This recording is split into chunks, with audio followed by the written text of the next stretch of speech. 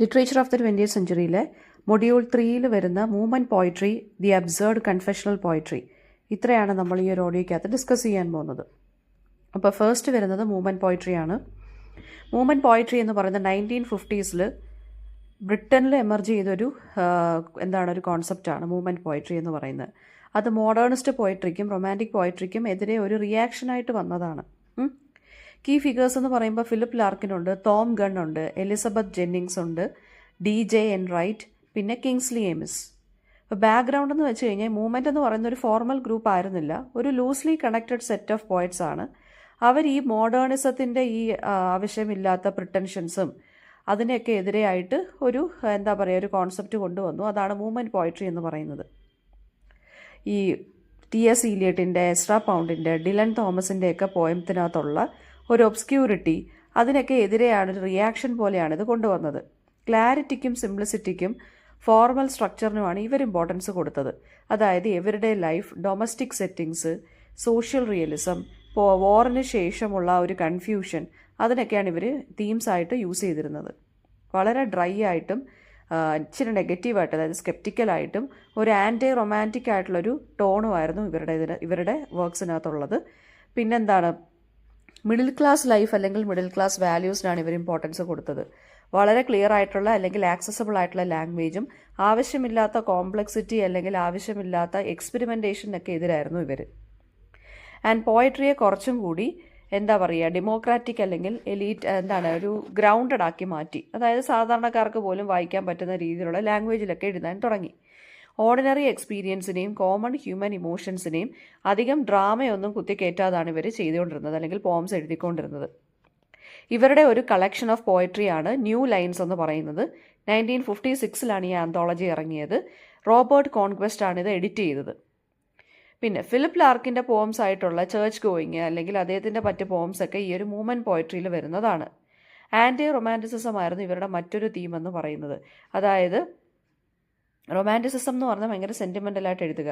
Anti romanticism എന്ന് പറയുമ്പോൾ വലുതായിട്ട് സെൻറ്റിമെൻറ്റ്സ് ഒന്നും കാണത്തില്ല, കുറച്ച് ഇമോഷണൽ റെസ്ട്രിക്ഷൻസ് ഒക്കെ കാണും. അപ്പോൾ മൂവ്മെൻറ്റ് പോയട്രി എന്ന് പറയുന്നത് അങ്ങനെ ആയിരുന്നു. പിന്നെ റൈമും മീറ്ററും ഉള്ള പോംസ് ആയിരുന്നു. സാധാരണ നമ്മൾ ഈ മോഡേണിസ്റ്റ് പോയട്രിക്കകത്തൊക്കെ ഉള്ളതെന്ന് വെച്ച് കഴിഞ്ഞാൽ ഫ്രീ വേഴ്സിലൊക്കെ ആയിരിക്കും എഴുതുന്നത്. റൈം മീറ്ററും ഒന്നും നോക്കത്തില്ല അവർ. പക്ഷേ ഇതെന്ന് പറഞ്ഞാൽ റൈമും മീറ്ററും ഒക്കെ കറക്റ്റായിട്ട് കാണും. And also many movement poets എന്ന് പറയുന്നത് അവർ അക്കാഡമിക്സ് ആയിരുന്നു. അവർ ഈ യൂണിവേഴ്സിറ്റി ജേർണൽസിലൊക്കെ അവരുടെ വർക്ക്സൊക്കെ അങ്ങനെ പബ്ലിഷ് ചെയ്തുകൊണ്ടിരുന്ന ആളുകളൊക്കെയാണ്.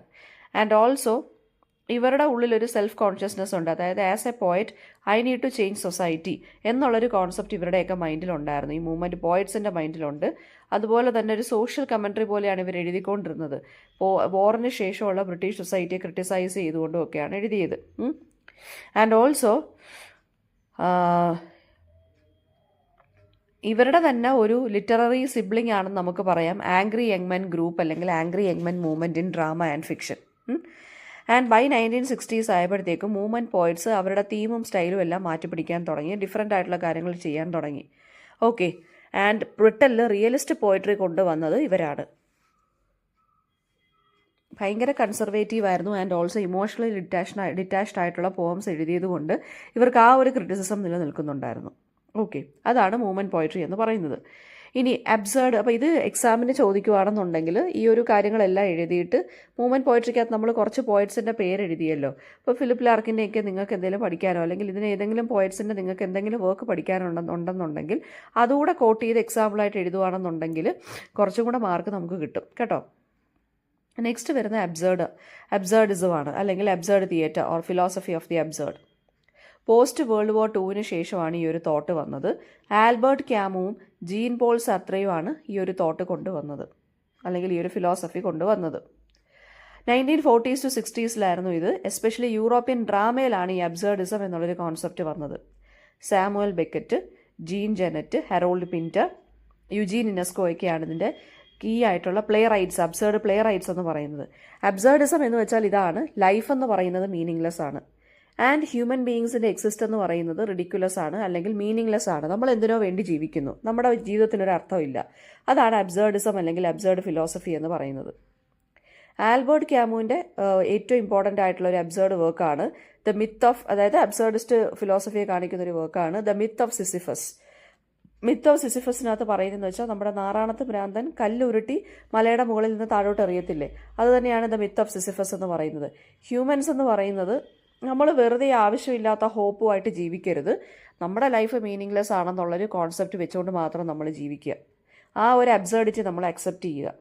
അതാണ് ഈ മിത്ത് ഓഫ് സിസിഫസിനകത്തുള്ള തീം എന്ന് പറയുന്നത്. ഇനി അബ്സേർഡ് തിയേറ്റർ കൊണ്ടുവന്നത്, അതായത് ആ ഒരു ടേം തിയേറ്ററിൽ കൊണ്ടുവന്നത് മാർട്ടിൻ എസ്ലിനാണ്. അതൊരു ഡ്രമാറ്റിക് സ്റ്റൈലായിട്ട് കൊണ്ടുവന്നു തിയേറ്ററിൽ. അതായത് കൺവെൻഷണൽ ആയിട്ടുള്ള പ്ലോട്ടൊന്നും യൂസ് ചെയ്യത്തില്ല. അതായത് ട്രഡീഷണൽ ആയിട്ടുള്ള ഡ്രാമയുടെ യാതൊരു വിധത്തിലുള്ളൊരു സ്ട്രക്ചറും കാണത്തില്ല. പ്ലോട്ട് അല്ലെങ്കിൽ ഇവൻറ്റുകളെന്ന് പറയുന്നത് റിപ്പീറ്റഡ് ആയിട്ട് വരും. ടൈം എന്നുള്ളൊരു കോൺസെപ്റ്റ് ഈ ഡ്രാമകളിലൊക്കെ മീനിങ്ലെസ് ആയിട്ട് വരും. ഓക്കെ, ഒരു അടുക്കും ചിട്ടയും കാണത്തില്ല, ഒരു ലോജിക്കാലിറ്റി കാണത്തില്ല. ഡയലോഗുകൾ കാണുമെങ്കിലും അതെല്ലാം വളരെ ഫ്രാഗ്മെൻറ്റഡ് ആയിരിക്കും. അതായത് പകുതിക്ക് വെച്ചങ്ങ് നിർത്തും. പിന്നെ റെപ്പറ്റേറ്റീവ് ആയിരിക്കും, ഇല്ലോജിക്കലായിട്ടുള്ള ഡയലോഗ്സ് ആയിരിക്കും. ഒരു കംപ്ലീറ്റ് ഒരു കണ്ടിന്യൂസ് കമ്മ്യൂണിക്കേഷൻ കാണത്തില്ല. പിന്നെ ക്യാരക്ടേഴ്സ് ഒന്നെങ്കിൽ നെയിംലെസ് ആയിരിക്കും, അല്ലെങ്കിൽ വളരെ എന്താ പറയുക, ഒരു സൈക്ലിക്കൽ റുട്ടീനിൽ അകപ്പെട്ട് പോയ ക്യാരക്ടേഴ്സ് ആയിരിക്കും. ഏലിനേഷൻ, ഡെത്ത്, പിന്നെ യൂസ്ലെസ്നെസ്, റെപ്പറ്റീഷൻ, ഇതൊക്കെ ആയിരിക്കും തീംസ് ആയിട്ട് വരുന്നത്. സിമ്പിൾസിൽ ഹെവി ആയിട്ട് യൂസ് ചെയ്യും ഇവർ. പിന്നെ ഏറ്റവും ഇമ്പോർട്ടൻ്റ് ആയിട്ടുള്ള എക്സാമ്പിൾ എന്ന് പറയുന്നത് സാമുവൽ ബെക്കറ്റിൻ്റെ വെയിറ്റിംഗ് ഫോർ ഗോദോ എന്നുള്ള വർക്കാണ്.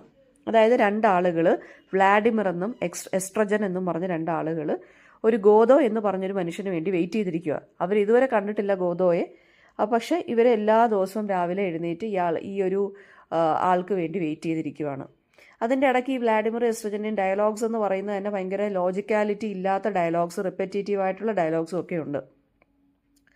ഓക്കെ, സ്പേസ് ആൻഡ് സെറ്റിംഗ് എന്ന് പറയുമ്പോൾ വളരെ മിനിമൽ ആയിട്ടുള്ള സ്പേസിലായിരിക്കും ഡ്രാമ ഹാപ്പൻ ചെയ്യുന്നത്. പിന്നെ അൺഡിഫൈൻഡ് ആയിട്ടുള്ള ലൊക്കേഷൻസിലായിരിക്കും ഇത് നടക്കുന്നത്, ഭയങ്കര ഐസൊലേറ്റഡ് ആയിട്ടുള്ള രീതിയിൽ. ഡാർക്ക് ഹ്യൂമർ ആയിരിക്കും കൂടുതൽ യൂസ് ചെയ്യുന്നത്, അതായത് ബ്ലാക്ക് കോമഡി. പിന്നെ ഈ വോറിൻ്റെ ഹൊറേഴ്സിന് റിയാക്ഷൻ പോലെയാണ് ഈ അബ്സേർഡിസം വന്നത്. ഓക്കെ, പിന്നെ ഒരു ഫോം കാണത്തില്ല, അല്ലെങ്കിൽ ഒരു എന്താ പറയുക, ഒരു റിപ്പറ്റേറ്റീവ് ആയിട്ടുള്ള സ്ട്രക്ചർ ആയിരിക്കും വർക്ക്സിനെല്ലാം ഉണ്ടായിരിക്കുന്നത് അല്ലെങ്കിൽ ഉള്ളത്. ഓഡിയൻസിനെ നമ്മളൊരു എന്താ പറയുക, ഒരു കൈൻഡ് ഓഫ് ഡിസോറിയൻറ്റഡ് ആയിട്ട് നമുക്ക് ലീവ് ഔട്ട് ചെയ്യേണ്ടി വരും.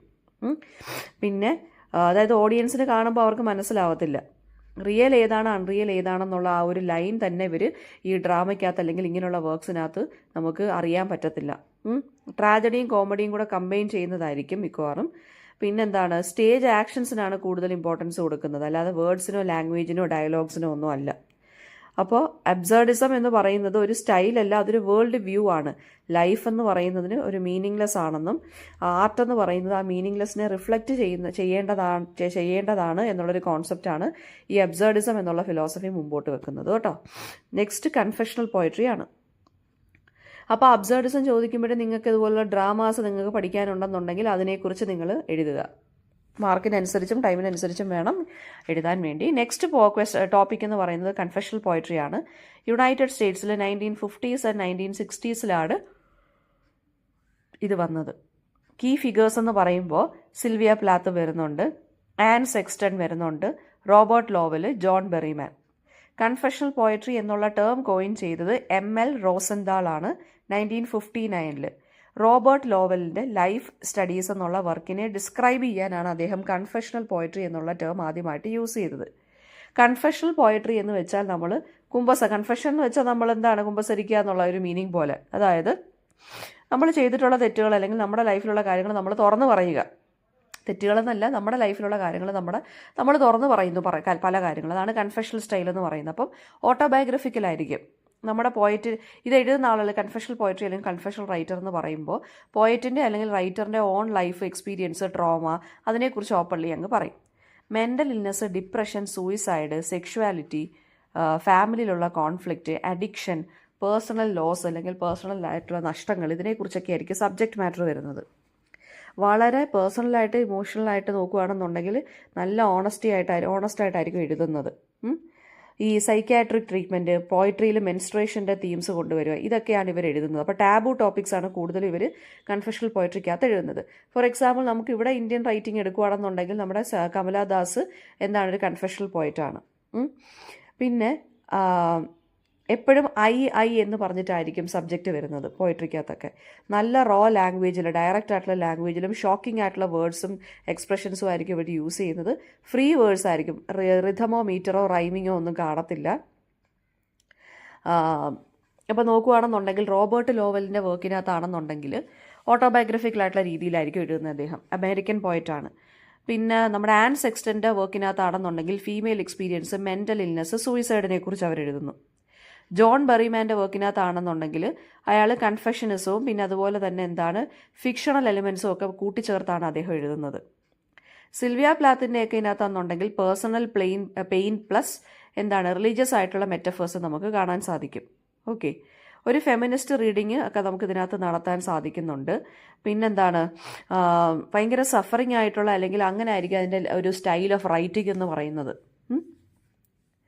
അപ്പോൾ ഇത്രയാണ് കൺഫെഷണൽ പോയിട്രിക്കകത്ത് വരുന്നത്. കൺഫെഷണൽ പോയിട്രിക്കകത്ത് വരുവാണെന്നുണ്ടെങ്കിൽ തന്നെയും നിങ്ങൾ ഇതുപോലെ തന്നെ സിൽവിയ പ്ലാത്തിൻ്റെ കാര്യമൊന്നും എഴുതാൻ മറക്കരുത്. സിൽവിയ പ്ലാത്തിൻ്റെ നിങ്ങൾക്ക് ഇത് കൊളോസസ് എന്നുള്ള പോമൊക്കെ നിങ്ങൾക്ക് പഠിക്കാനുണ്ട് അല്ലേ? അപ്പോൾ അതിനകത്ത് കാര്യങ്ങളും പിന്നെ ഈ എലിസബത്ത് ജെന്നിങ്സിൻ്റെയൊക്കെ വൺ ഫ്ലഷ് എന്നുള്ള പോയൊക്കെ നമുക്ക് വേണമെന്നുണ്ടെങ്കിൽ ഇതിനകത്ത് ചേർക്കാവുന്നേ ഉള്ളൂ.